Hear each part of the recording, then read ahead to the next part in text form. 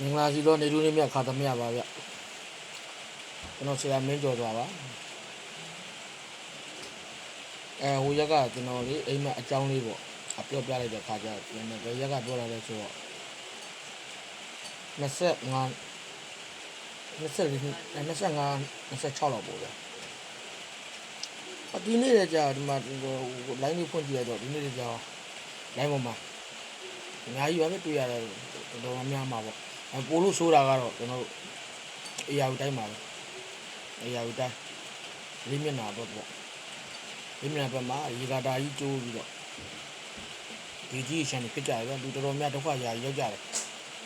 ကျွန်တော်အိမ်မက်မက်ခဲ့ရတယ်လို့ပဲဟိုပေါ့ပြန်လဲထူထောင်ရေးတွေကျေစရေးတွေပေါ့ဗျအများကြီးမလောက်ဆောင်ပေးတာတွေအဲ့ပွေတွေ့တော့ကျွန်တော်တော်အော်ရတယ်ကိုလည်းအော်မိတယ်လို့အများသူငါကိုလည်းအရန်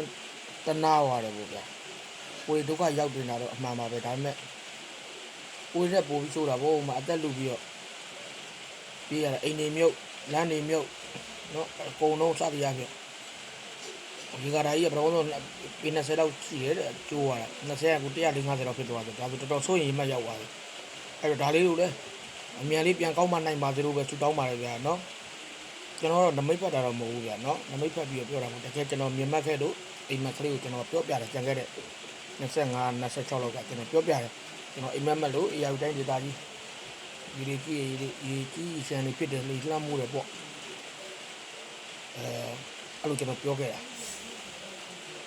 ကျွန်တော်ဟိုးအရင်နာခဲ့တော့ကျွန်တော်မှတ်ခဲ့တော့ကျွန်တော်ဆရာတော်ဘုရားကြီးကျွန်တော်မိဘနှစ်ပါးအားလုံးကျွန်တော်ပြောခဲ့ဘူးလေဒါပေမဲ့သူတို့တွေကယုံကြည်မှုလည်းမရှိကြဘူးယုံကြည်မှုရှိရင်တစ်ခါမှလည်းမတွေ့ကြုံဘူးတော့ဖြစ်မယ်လို့လည်းမထင်ဘူးလေအားကြောင့်မလို့နေကြတာဒါပေမဲ့ကျွန်တော်အားချင်းနဲ့ကျွန်တော်အိမ်မက်တွေမကောင်းလို့ကျွန်တော်ရန်ကုန်မဟာရန်ကုန်ရှိမှုတို့ကြီးကျွန်တော်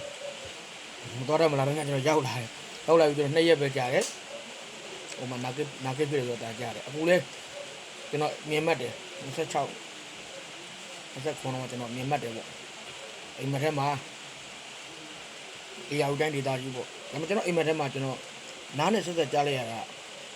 online နေလိုက် OB ပြောကြတယ်ဒီပေးနှုတ်စောကြတယ်ပြောကြတော့အဲ့ဒါကြကျွန်တော်ရောက်တဲ့ဘူကလေးမျိုးနယ်လို့အဲ့ကျွန်တော်တို့မျိုးနယ်ဘက်တွေပေါ့ဗျာအဲ့လိုကျွန်တော်ပြောအခုကြတော့လေးမျက်နှာဘက်သွားဖြစ်တယ်ဆိုစိတ်တည်းမကောင်းဘူးဗျ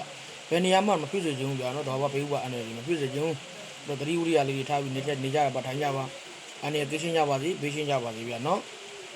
အဲ့ကြောင့်ကျွန်တော်နောက်လဲအိမ်မက်ရာကြီးတွေတိတ်မပြောချင်တော့ဘူးဗျာနော်လကားနောက်တရားပါရဖြစ်လို့ဥပဒါကြောင့်ဥပဒါရရောက်มาရန်ဆိုးနေတယ်ဟုတ်မို့ကျွန်တော်မြင်မှတ်တဲ့အကြောင်းလေးကိုအမှန်ကန်လေးပြောပြပေးရပါဗျာနော်။ဒါနဲ့များတော့ဆောက်ရနိုင်ကြပါသေးဗျာနော်။အနေကင်းကြပါ